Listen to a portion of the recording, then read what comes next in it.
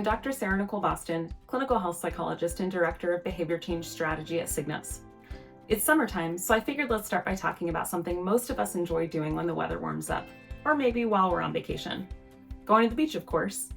Living in Southern California myself, the beach is definitely one of my favorite go-to spots to play on a sunny day. But have you ever hung out at the beach and seen signs to be careful of rip currents? Maybe you've seen someone actually get caught up in a riptide and swept out to sea. Turns out they can be pretty terrifying even for the best swimmers and surfers out there. The current doesn't discriminate against athletes or common people like me. The interesting thing about the ocean is that it can actually teach us so much about being human and how to care for our bodies effectively.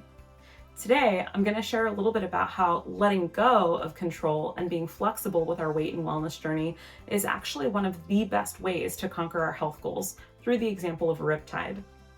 How we do this is through a skill scientists call psychological flexibility, which is actually a set of 6 skills we can build up at any time and use towards our health goals. But more on that later. Back to riptides for a second. Let's go over some basic mechanics.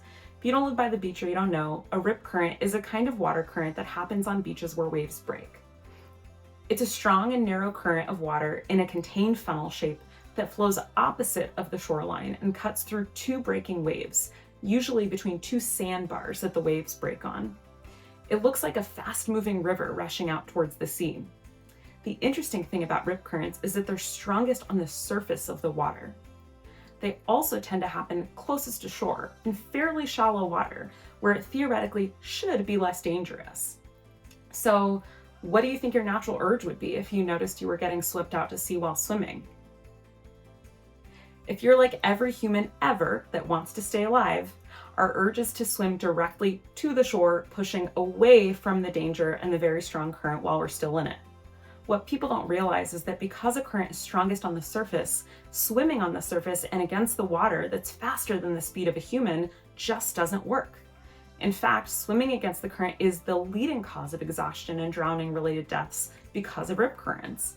So back to weight management and metabolic health. Think about a time when you were doing everything right, making healthier food choices, cooking at home, trying to hydrate more with water, staying physically active, and you were still gaining weight. You might have weighed yourself even more than once a day, trying to figure out what in the world might be influencing your weight without your consent. If you wear a CGM to be proactive about your metabolic health or have type 1 or type 2 diabetes, you may not be doing this with a scale, but you're intimately familiar with tracking your glucose over time and trying to keep it in a specific narrow range the doctor told you to avoid some negative, scary health consequences. Every glucose spike might give you a little pang of stress in the pit of your stomach because it feels like a failure over and over again, despite your real efforts.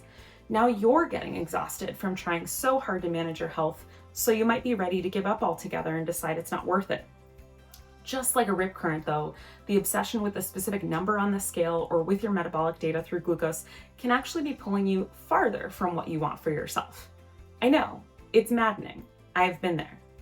At this point, you're probably thinking, Dr. Sarah-Nicole, I am watching this video to learn about how to manage my weight or improve my metabolic health, and you're just saying I need to give up because I'm doomed for trying? Well, not exactly. The amazing thing about rip currents is that they're pretty easy to slip out of if you have the right skills and you know what's happening in the moment. Specifically, you can swim parallel to the shore at a 90-degree angle and almost immediately experience some relief because now you're not being pulled by the force of the current and you just have to deal with swimming back to shore. It still may not be easy, but now it's way easier. The number 1 rule of getting stuck in a current is to stay calm so you don't wear yourself out, because it's really that struggle that makes the problem even worse. This actually goes for your weight and your overall metabolic health too. Staying calm, even when the data isn't looking how you want it to, will actually help you change your situation, but not because you willed it to be different. Just like a riptide, struggling against whatever your body is doing and physiological data like your own weight or glucose changes is actually one of the most counterproductive things you can do for your weight and glucose stability. Why?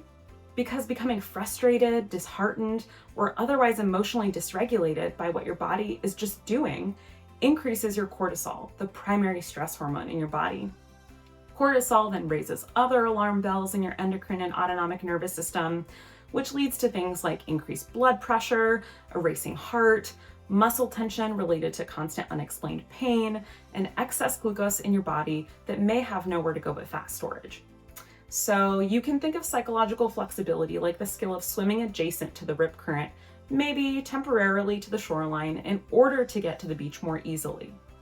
So if inflexibility and rigidness make weight loss and glucose stability harder because of the stress you put on yourself both mentally and physically, flexibility makes weight loss and glucose management easier for 3 reasons.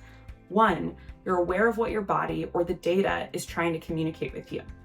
2, you're open to acknowledging whatever's happening in your body rather than fighting it. And 3, you're willing to stay engaged with your health, even if you feel momentarily let down by the data you're seeing because you've identified why you're on this health journey in the first place. So to recap, the more you struggle against weight and glucose, the more you may actually see those numbers go in a direction you're not happy about. Also, when you drop the struggle to control every little fluctuation or data point around your weight and glucose while continuing to do all of those health behaviors you're doing to manage your health, you might actually see your weight and glucose start to settle down in the direction you were initially hoping for. And lastly, psychological flexibility is a health skill that requires being open, aware, and engaged in your life, even when there are setbacks, in order to get to where you want to be in your health journey. There are specific micro skills you can start to use to practice psychological flexibility around your weight and glucose, which I'll talk about next time. Thanks for tuning in. Again, I'm Dr. Sarah-Nicole Bostan, Director of Behavior Change Strategy at Signos. Subscribe to our channel for more on metabolic health, and I'll see you soon.